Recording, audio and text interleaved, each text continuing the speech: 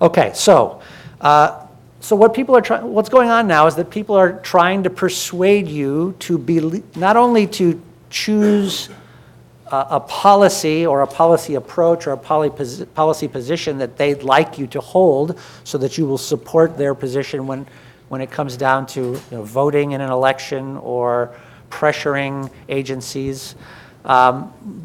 But they're also trying to influence your beliefs about what is true, about what the risks actually are. And that's where a lot of the lobbying happens now in these two policy debates. People are making demands on our beliefs about what the facts are. They're trying to help us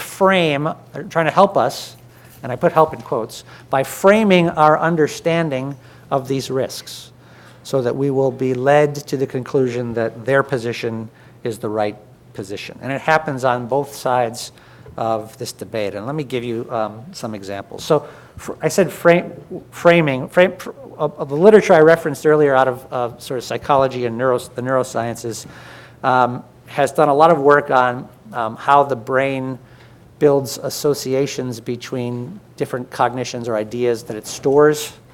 It actually builds neural connections between ideas that are sometimes encountered together. So for example, if you have no exposure to the oil and gas industry and the only time you think about oil and gas is when you read about the Exxon Valdez spill or the Deepwater Horizon spill, you're gonna store the concept of the oil industry together with the concept of spills, for example. On the other hand, you have a lot of exposure to the oil and gas industry and you have a fuller context of how they behave, you might not make that association as directly or as carefully, or as fully rather.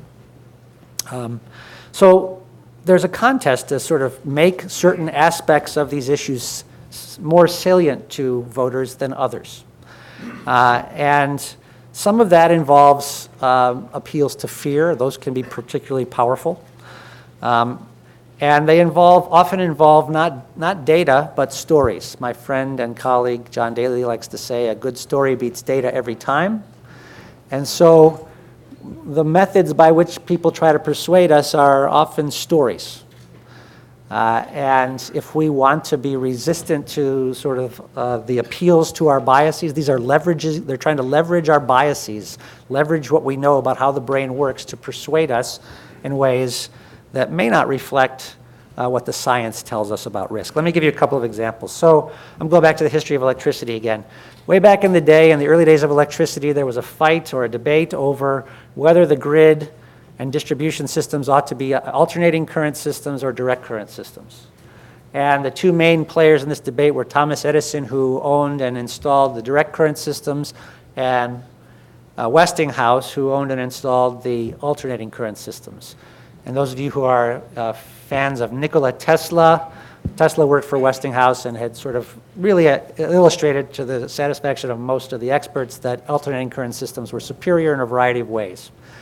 But Edison didn't want to go down without a fight, so he tried to create associations in the public mind of alternating current systems with danger. And he did it in a number of ways. One of the ways he did it was to lobby for alternating current to be used in the electric chair, so that executions would be associated with alternating current, and that we would get a feel for alternating current as being dangerous. Another way he did it is by holding public sort of spectacles where he would electrocute and kill large mammals, dogs, an elephant. These were sort of, I don't know if this is where Dog and Pony Show came from, but he would do this. He would go around and try to create public attention to the dangers of alternating current by electrocuting these animals in public. In fact, there's a play called Edison's Elephant, which you might encounter sometime. It's about this time in our history. He was trying to create associations in our mind that would steer us toward favoring his system over that of Westinghouse.